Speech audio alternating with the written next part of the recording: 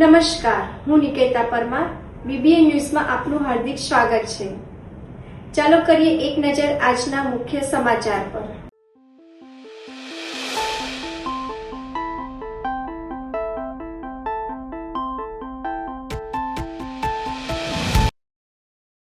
વડોદરા શહેરમાં ચાલી રહેલા ડ્રેનેજ પ્રોજેક્ટના પ્રગતિ હેઠળના કામોને ઝડપી ગતિએ પૂર્ણ કરવા માટે મ્યુનિસિપલ કમિશનર અરુણ મહેશ બાબુએ આજે સ્થળ નિરીક્ષણ કર્યું હતું. તેમણે ગોત્રી સ્થિત GMERS હોસ્પિટલ, ગાંધીનગર ગૃહ તેમજ ખોડિયારનગર 4 રસ્તા સહિતના વિસ્તારોની મુલાકાત લઈ કામગીરીની સમીક્ષા કરી હતી. કમિશનરે અધિકારીઓને ગુણવત્તા જાળવી સમય મર્યાદામાં કામ પૂર્ણ કરવા જરૂરી સૂચનાઓ આપી હતી. શહેરના વિકાસ અને નાગરિક સુવિધાઓને વધુ મજબૂત બનાવવા માટે તંત્ર પ્રતિબદ્ધ હોવાનું તેમણે જણાવ્યું હતું. આજે બેઝિકલી ગાંધીનગર ગૃહની બાજુમાં જે સાઇટ ચાલી રહી છે ડ્રેનેજનું કામ, એ સાઇટની વિઝિટમાં અમે આવ્યા છે. ખાસ કરીને જે પ્રોજેક્ટ ડિપાર્ટમેન્ટ દ્વારા ડ્રેનેજનું કામો મોટાભાગમાં 70+ કામો કરવામાં આવી રહ્યા છે. આમાં 30 કામ પૂરું કરીને બાકી 40 કામની પ્રગતિની રિવ્યૂ કરવામાં આવ્યું છે.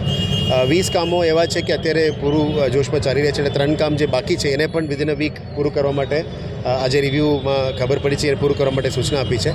બાકી 19 કામ એવા છે કે 2 વર્ષ સમયગાળાનું જે કામ છે એ બધું ઓગસ્ટ મહિના પછી કરવામાં આવશે. અહીંયા જે કોમ્પ્લિકેશન્સ હતી, અહીંયા આજુબાજુના વિસ્તારમાં જ્યારે પુશિંગથી જે લોકો કામગીરી કરી રહ્યા છે ત્યારે પાણીનું સીપેજ વધી રહ્યા છે, જૂના લાઇનોની લીકેજ પણ આવી રહ્યા છે. એટલે પુશિંગથી જે ધીરે ધીરે કામ થાય છે, પણ અહીંયા ટ્રાફિક ડાયવર્શન પણ ના લઈ શકાય, એ મેજર કોમ્પ્લેક્સિટી છે. એટલે રાતમાં જ કામ થાય છે અને ચોમાસા આવે એટલે આ બધું પણ ડિલે થઈ રહ્યા છે. પણ અત્યારે કોન્ટ્રાક્ટર અને એન્જિનિયરિંગ ટીમને સૂચના આપી છે કે આ સેફ્ટી નેટ્સ બધું લગાવીને કામગીરી કરો. પુશિંગથી જ એ લોકો કહે છે કે 15 to 16 ડેઝમાં આ કામગીરી પૂરું કરશે. પછી જે મેજર 13 નંબરમાં જે વોટર લોગિંગ અને ડ્રેનેજનું જે કમ્પ્લેન્ટ્સ છે, આ બધા લાઇન ખેંચીને અમે STP APSમાં મૂકીને ગાજરાવાડી STPમાં લાઇન મોકલવાની પ્લાનિંગ છે. We are trying our best કે મેક્સિમમ કામ પતી જાય, વહેલા તકે પતી જાય, જેથી કરીને વોર્ડ નંબર 13 અને 14માં જે મેજર કમ્પ્લેન્ટ્સ છે એ બધાનું પણ નિકાલ થઈ શકે એવા અત્યારે તૈયારીઓ છે. સર, આ નીચાણવાળો વિસ્તાર છે, વરસાદમાં અહીંયા પાણી અને 2-3 ફૂટ ભરાઈ જાય છે, તો એના માટે નીચેવાળો વિસ્તાર છે એટલે જ વોટર લોગિંગ થાય છે અને બાંધકામો ઘણી બધી થઈ ગયા છે જૂના સમયથી. હવે એની નિકાલ એ છે કે જેટલા પણ વોટર લોગિંગ થાય છે આપણે પમ્પ્સ મૂકીને કાઢવું પડશે અથવા APSમાં લઈ જવું પડે અને ફ્યુચરમાં STP લાઇન સાથે જોડવું પડે. અમે પ્લાનિંગ એ જ રીતે કરીએ છીએ કે આ ટ્રંક લાઇન બનવાથી આખું 13 નંબરની વિસ્તારમાં પોલ વિસ્તારની જે જેટલા કમ્પ્લેન્ટ્સ છે એમાં પણ નિરાકરણ કરવા માટે જ આ કામગીરી રિવ્યૂ કરવામાં આવી છે. ટીમ દ્વારા કહેવામાં આવ્યું છે કે આ કામ કરવાથી જ they will be able to permanently solve this problem કે વારંગડીએ ડ્રેનેજ ઉભરાય છે. આ બધું કામ પૂરું થશે. પ્લાનિંગ સાથે આગળ વધી રહ્યા છે. આશા રાખીએ કે વહેલા તકે કામ પૂરું થાય એવા આશા રાખીએ છીએ.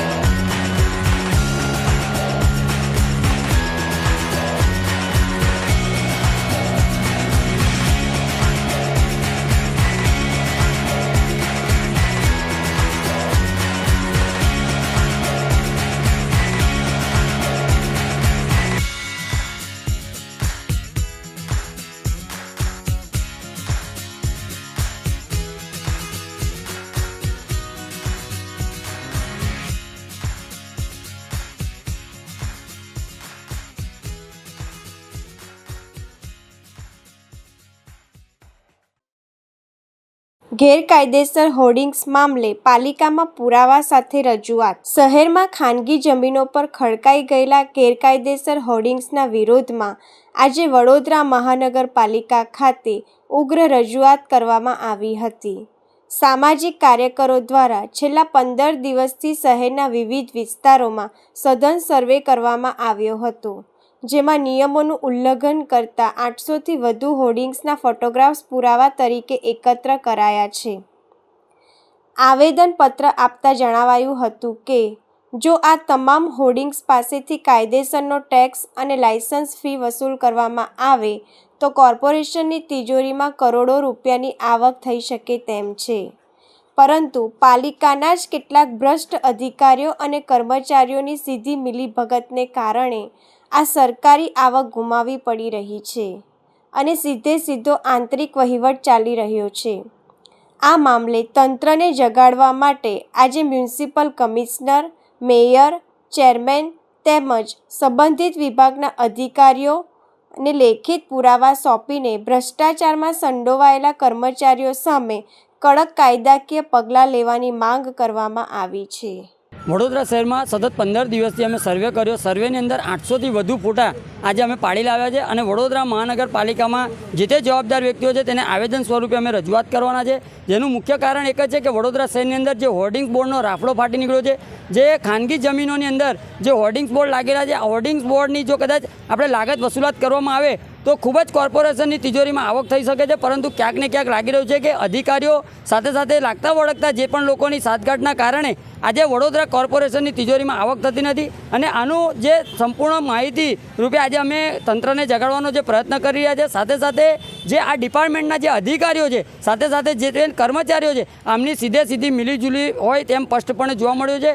કરોડો રૂપિયાની જે ઇન્કમ આવે છે એના કરતાં અમને એવું લાગી રહ્યું છે કે આ સીધો વહીવટ થતો હોય. ત્યારે અમે આજે મ્યુનિસિપલ કમિશનર સાહેબને પણ રજૂઆત કરવાના છે. સાથે સાથે મેયરને, ચેરમેનને, સાથે જ જે તે ડિપાર્ટમેન્ટના જે અધિકારી છે, જે તુવેર સાહેબ છે, તુવેર સાહેબને અમે રજૂઆત કરવા માટે આવ્યા છે. સાથે સાથે જે માનસિંગ કરીને જે અધિકારી છે, આ અધિકારી ક્યાંક ને ક્યાંક ભ્રષ્ટાચારના ખરડામાં જોવા મળી રહે છે. તો આવા તમામ અધિકારીઓ સામે, કર્મચારીઓ સામે કડકમાં કડક કાયદાકીય કાર્યવાહી કરવામાં આવે તેવી માંગ સાથે આજે રજૂઆત કરવા માટે આવ્યા છે. પ્રિયલક્ષ્મી મિલમાં રહેતા પરિવારના એક વ્યક્તિનું હાલત બગડતા 108ને કોલ કરી બોલાવવામાં આવ્યા. 108ના ચાલક અડધી કલાક મોડા પહોંચ્યા તેવા પરિવારનો આક્ષેપ. 108નો ચાલક અને તેમાં આવેલી સિસ્ટર બંનેઓ નશાની હાલતમાં હોય તેવા સ્થાનિકોએ કર્યો આક્ષેપ. ત્યારે એક બીજી એમ્બ્યુલન્સને બોલાવવામાં આવી એટલે ઘટના સ્થળે બીજી એમ્બ્યુલન્સ પણ તાત્કાલિક દોડી આવી. જ્યારે 108 એમ્બ્યુલન્સ ચાલક અને તેમાં સિસ્ટર નશાની હાલતમાં હોય તે કેટલું યોગ્ય વિસ્તારમાં ચર્ચાનો વિષય. પ્રાપ્ત માહિતી અનુસાર જે વ્યક્તિ માટે એમ્બ્યુલન્સ બોલાવવામાં આવી હતી તે વ્યક્તિનું મૃત્યુ થયું હોય તેવી માહિતી. સ્થાનિકોએ આક્ષેપ કર્યો કે આજે 108માં આવેલા ડ્રાઈવર અને સિસ્ટરના નિષ્કાળજીના લીધે આ વ્યક્તિનું મોત થયું છે. સમગ્ર મામલે સયાજીગંજ પોલીસ સ્ટેશન ખાતે મામલો પહોંચ્યો. આ ગાડીમાં જે બેન આવ્યા હતા એ પીધેલા છે, આ બેઠા છે, ફૂલ નશામાં છે. આ બીજી ગાડી બોલાઈ છે, આ બીજી ગાડી હમણાં આવી છે, આ બીજી આવી છે ગાડી. પેશન્ટની હાલત ખરાબ છે અને આ બીજી ગાડી બોલાઈ. આ ગાડી નંબર છે એટલે આ બેન પીધેલા છે. આ બેનને મારવા લાગ્યા, આ બેનને મારવા લાગી. પેશન્ટને ઉચકવાની જગ્યાએ એ પોતે જ પડી ગયા.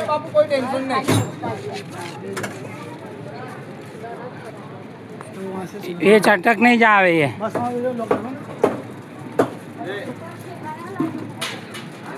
એને જરાક પણ હોશ નથી. જો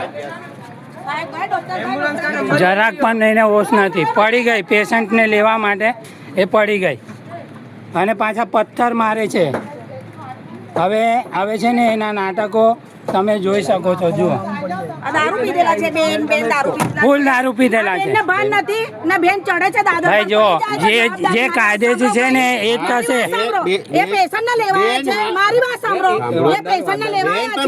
મારી વાત સાંભળો, આ બેન લેવા ગયા છે. મારી વાત સાંભળો, એ દાદર ચડે. જો આ પેશન્ટ જોડે કંઈ પણ ખોટું થશે ને, પેશન્ટ જોડે કંઈ પણ ખોટું થશે ને તો પછી બહુ તકલીફ થઈ જશે. આ ચાલુ જ છે ઓનલાઈન.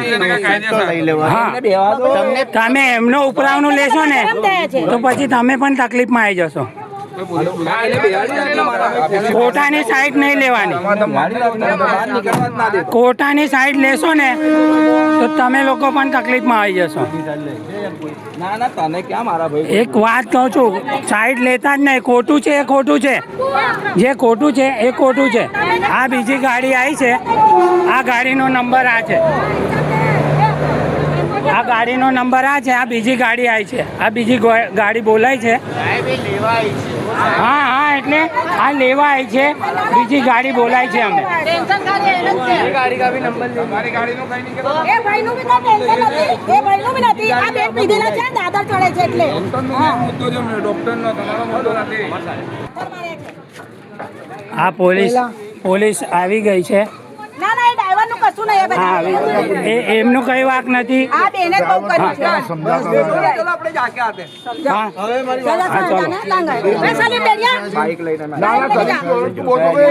Sayajiganj police station. હા, अक्रम ने मैं जा रहे गाड़ी अक्रम आ रहा है. अबे गाड़ी जावे यहाँ से हाँ बस तू बिंदास है तारू कશું નહીં મારા चलो. તમે બે જણ આવી જાઓ હા, પેલા આવી જઈએ આપણે ફરિયાદ કરી દઈએ જે હા ફરિયાદ તો કરવાની જ છે બાપુ બે જણ આવી જાઓ પેલા हाँ आइए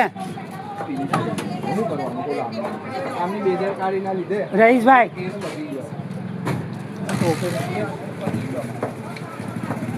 બીજી ગાડી બેઠા એમાં કેસ પતી ગયો. કેસ કેવો છે એમને જવા દે પહેલા ના ના એમને ક્યાં રોક્યા શું થઈ ગયું તમે પોલીસ સ્ટેશન એમને લઈ જાઓ શાંત થઈ જાઓ ને પેલા આપણે અમને લઈ જઈએ તમે ગાડીથી હા હા चल चल ચલો ચલો ચલો સયાજી હા હા સયાજી જમા આવી ગયો ચાલો સયાજી હા ના ના એથી નહીં નીકળે બાકી ચાલો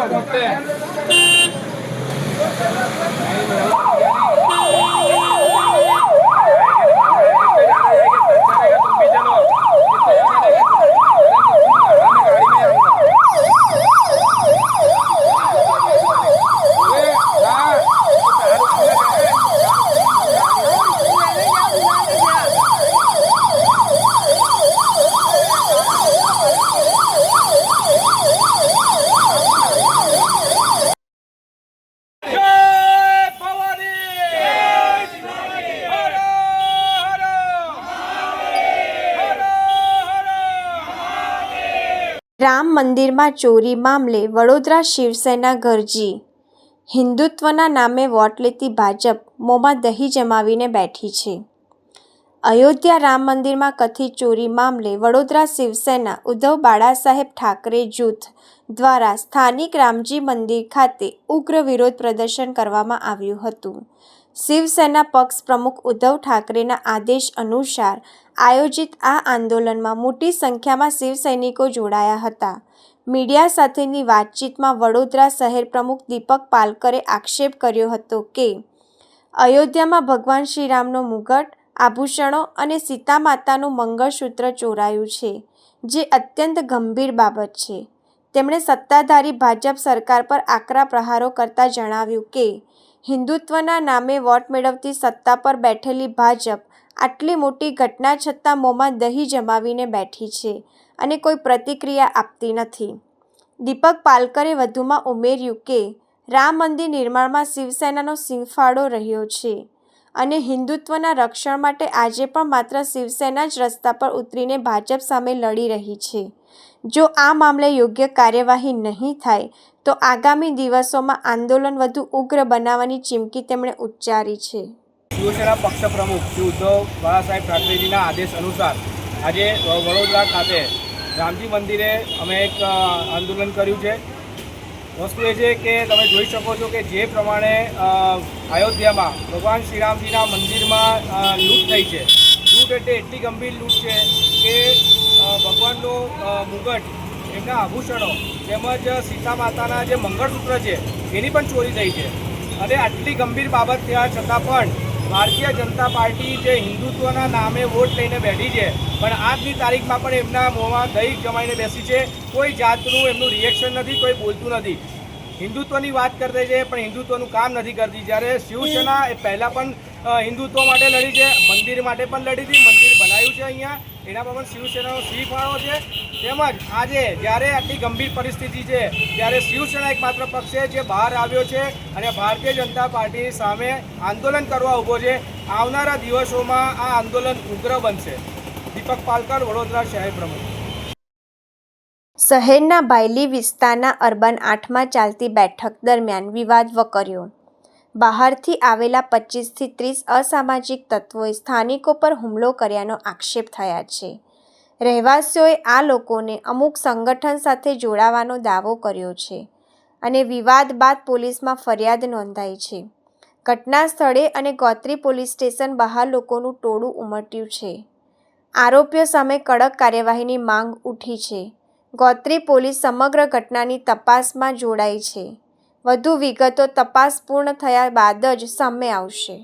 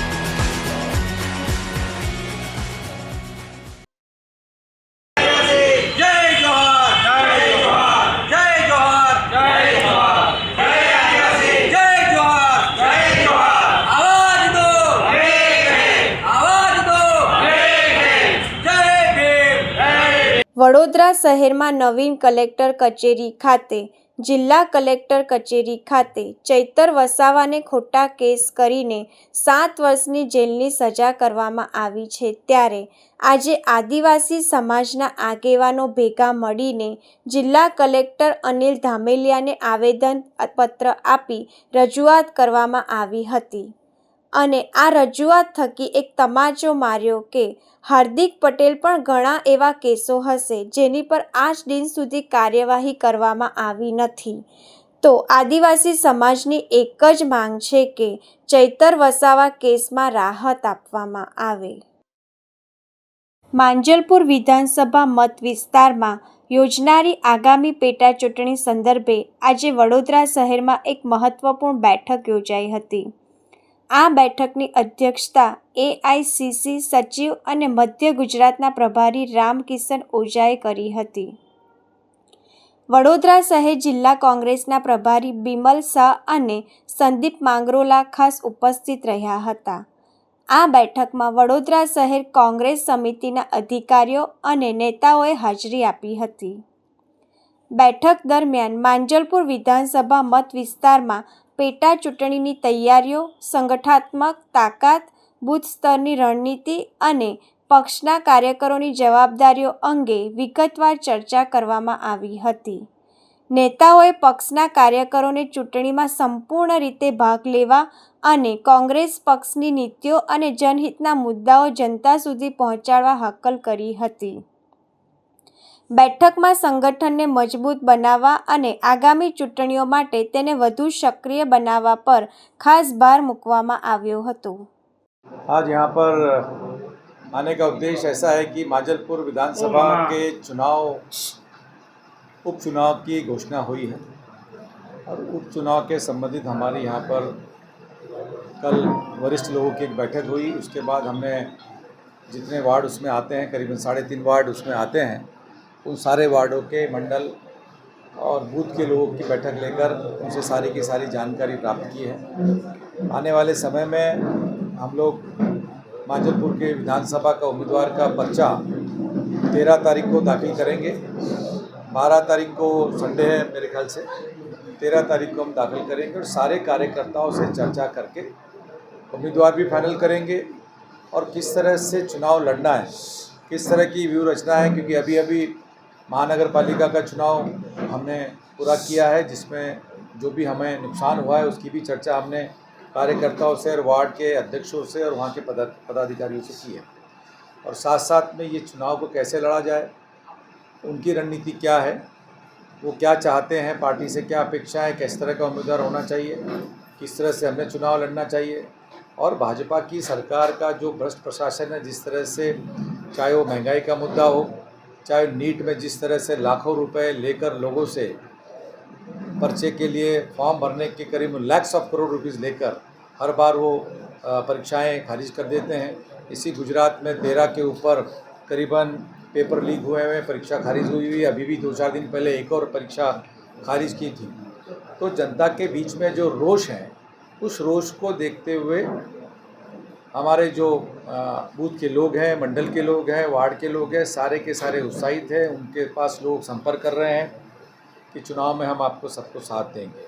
अभी अभी जिस मुद्दे के ऊपर भाजपा ने 12 साल केंद्र में शासन किया, 28-30 साल से भाजपा का शासन गुजरात में है, जिस राम के नाम पे उन्होंने चंदा वसूली की, उगाही की, उस राम के मंदिर की चोरी जिस तरह से इन्होंने की है, वो एक बड़ा मुद्दा इस देश में तैयार हो रहा है। जिन गलियों में, जिन मोहल्लों में, जिस परिसर में राम धुन बजाकर हमारे परमेश्वर राम का नाम लेकर उन्होंने जिस तरह से चंदा उगाही की है और चंदा उगाही करके अपने लोगों के मार्फत उन्होंने चंदा वसूली की है, उसका एक बड़ा लोगों में नाराज़गी है। उस नाराज़गी को भी इस चुनाव में देखने को मिलेगा, मैं समझता हूँ। और महंगाई का जोर पूरी तरह से है।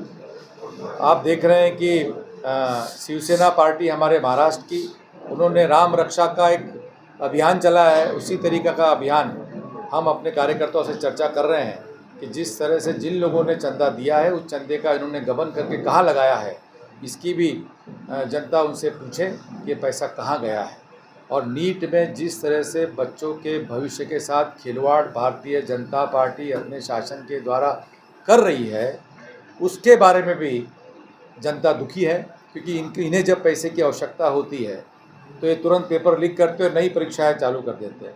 करीबन 3 लाख करोड़ के ऊपर रुपया, 3 लाख करोड़, ये पैसा लोगों के, जनता के, बच्चों के, परिवारों के जेब से निकाल कर फॉर्म के मार्फत इकट्ठा किया जाता है और सारा का सारा पैसा अपने लोगों को, अपने एजेंसियों को सेंटर के मार्फत दिया जाता है।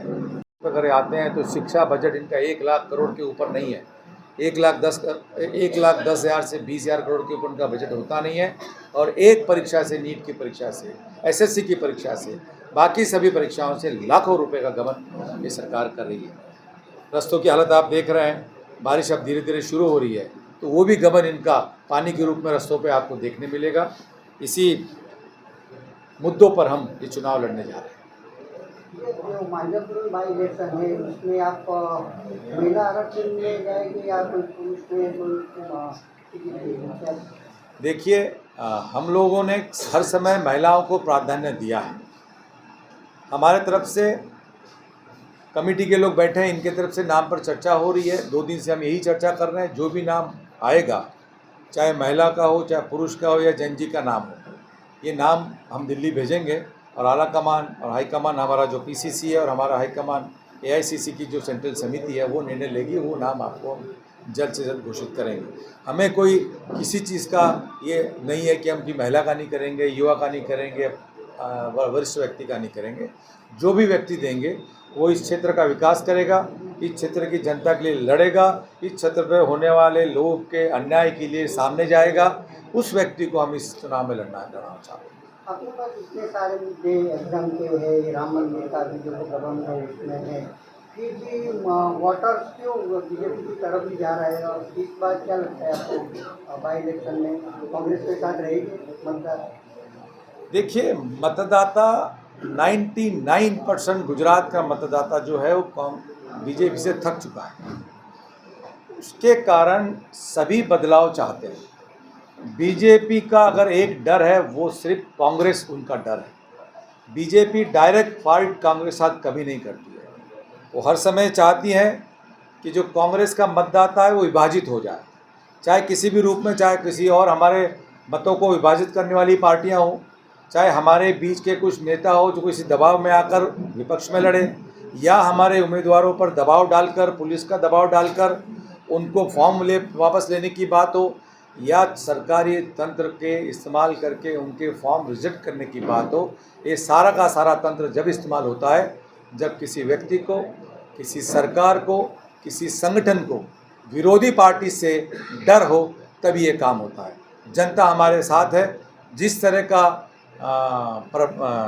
का हमें जो लोगों का व्यवहार देखने मिला है नगर पालिका में, वो हमारे लोग आश्चर्यचकित है कि घरों घरों में, बस्तियों में, सोसाइटियों में हमारे उम्मीदवारों को बुलाकर बिठाकर मान सम्मान दिया गया है। उनको कहा गया कि हम आपको सपोर्ट करना चाहते हैं। लेकिन मैं ये समझता हूँ कि मतों का विभाजन का खेल यहीं रुका नहीं है। चाहे SIR का माध्यम हो, चाहे समय पर वोटर लिस्ट डिक्लेयर करने के बाद एन मूवमेंट पर, चुनाव के दिन बूथ पर एक यादी भेज दी जाती है जिसमें डिलीट का ठप्पा मार दिया जाता है। यहाँ तक का खेल भी भाजपा का तंत्र कर रहा है। इलेक्शन कमीशन तो है ही नहीं। Ganesh Kumar ji Bhajpa election department cell के प्रभारी हैं। उन्होंने इलेक्शन कमीशन का नाम ही ख़त्म कर दिया है। वो तो सिर्फ भाजपा के एक कार्यकर्ता के रूप में, उनका एक सपोर्टर के रूप में इलेक्शन कमीशन में बैठ के काम कर रहे हैं। ये भाजपा को बड़ा महंगा पड़ेगा।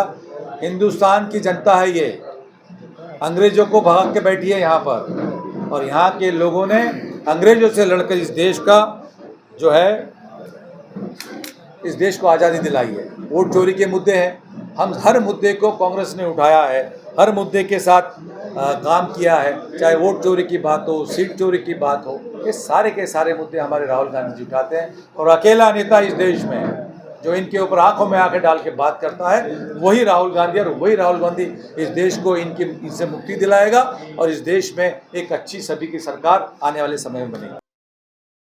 ડભોઈ પોલીસનો વધુ એક મોટો પાસા પ્રહાર.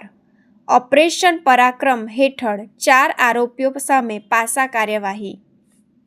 શરીર સંબંધિત ગંભીર ગુના અને સરકારી ફરજમાં રૂકાવટના કેસમાં કાર્યવાહી. જિલ્લા મેજિસ્ટ્રેટે પાસાની દરખાસ્તને મંજૂરી આપી. રાજપીપળા, વડોદરા અને ડભોઈમાંથી 4 આરોપીઓ ઝડપાયા. આરોપીઓને ભુજની પાલારા ખાસ જેલમાં મોકલવામાં આવ્યા. ઝડપાયેલા આરોપીઓમાં વારિસ અલી સૈયદ, સિકંદર ગરાસિયા, પરવેઝ ઉર્ફે રાજા ગરાસિયા અને આસિફ અલી સૈયદનો સમાવેશ. DYSP આકાશ પટેલના માર્ગદર્શન હેઠળ કાર્યવાહી હાથ ધરાઈ. PI AT પટેલ સહિત ડભોઈ પોલીસની ટીમે સફળ ઓપરેશન પૂરું પાડ્યું. ગુનાખોરો માટે પોલીસનો કડક સંદેશ. કાયદો તોડના સામે હવે પાસા સહિત કડક કાર્યવાહી થશે. વડોદરા શહેરમાં આજે સર્વમંગલ ટ્રસ્ટ, ગ્રાહક સુરક્ષા સંરક્ષણ એન્ડ સેવા ફાઉન્ડેશન ગ્રુપ ઓફ માંજલપુર, બરોડિયન્સ અને ઇન્દ્રપુરી નિઝામપુરાના સંયુક્ત ઉપક્રમે વૃક્ષારોપણ કાર્યક્રમનું આયોજન કરવામાં આવ્યું હતું. આ કાર્યક્રમમાં ગ્રાહક સુરક્ષા સંરક્ષણ મંત્રી વૈભવભાઈ ચોકસી વિશેષ ઉપસ્થિત રહ્યા હતા. તેમણે વૃક્ષારોપણ કર્યા બાદ ઉપસ્થિત નાગરિકોને માત્ર વૃક્ષો વાવવાનું જ નહીં, પરંતુ તેની નિયમિત જાળવણી અને માવજત કરવાની પણ અપીલ કરી હતી. તેમણે જણાવ્યું હતું કે પર્યાવરણના સંરક્ષણ માટે વૃક્ષોનું મહત્ત્વ ખૂબ જ વધારે છે અને દરેક વ્યક્તિએ આ દિશામાં પોતાની જવાબદારી નિભાવવી જોઈએ. આ વૃક્ષારોપણ કાર્યક્રમનું આયોજન મંગલનાથ મહાદેવ પરિવાર દ્વારા મંગલનાથ મહાદેવ મંદિર પરિસરમાં કરવામાં આવ્યું હતું. કાર્યક્રમમાં મોટી સંખ્યામાં સ્થાનિક આગેવાનો, સામાજિક કાર્યકરો અને નાગરિકોએ ઉત્સાહપૂર્વક ભાગ લીધો હતો. આપણે બધા જ આખા વૈશ્વિક સ્તરે જે પ્રમાણે ગ્લોબલ વોર્મિંગનો ઘટનાથ જોઈ રહ્યા છે, જેમાં એના ભાગરૂપે મંગળનાથ મહાદેવના પરિસરમાં સર્વમંગલ ટ્રસ્ટ અને જાયન્ટ ગ્રુપ ઇન્દ્રપુરી, નિઝામપુરા, માંજલપુર અને બરોડિયન્સ આ સંસ્થાના માધ્યમથી વૃક્ષારોપણનું એક આયોજન છે, જેમાં મોટી સંખ્યામાં જે સહયોગીઓ છે જોડાયા છે. આપણા માધ્યમથી વધુ લોકો વૃક્ષ પ્રેમી બને અને વૃક્ષનું જતન કરે એવી એક અપીલ કરીએ છીએ. આવનાર સમયમાં આપણે બધા જ જે પ્રમાણે એક ઘટના છે આખા વિશ્વમાં હોટેસ્ટ સિટીમાં 100માંથી 97 જો ભારત વર્ષના હોય તો આપણે એક ચોક્કસ એ દિશામાં આગળ વધવું પડશે અને વૃક્ષનું જતન કરવું પડશે. ઘરે ઘરે જે કિચન ગાર્ડનનો પણ જે અભિગમ છે એને પણ લાવવો પડશે. એક પેડ માં કે નામને પણ જોડીને આગળ વધવું પડશે. આ હતા આજના સમાચાર. આવતીકાલે ફરી મળીશું આ જ સમયે આ જ ચેનલ પર. ત્યાં સુધી BBN ન્યૂઝની તમામ ટીમને રજા આપો. શુભ રાત્રિ.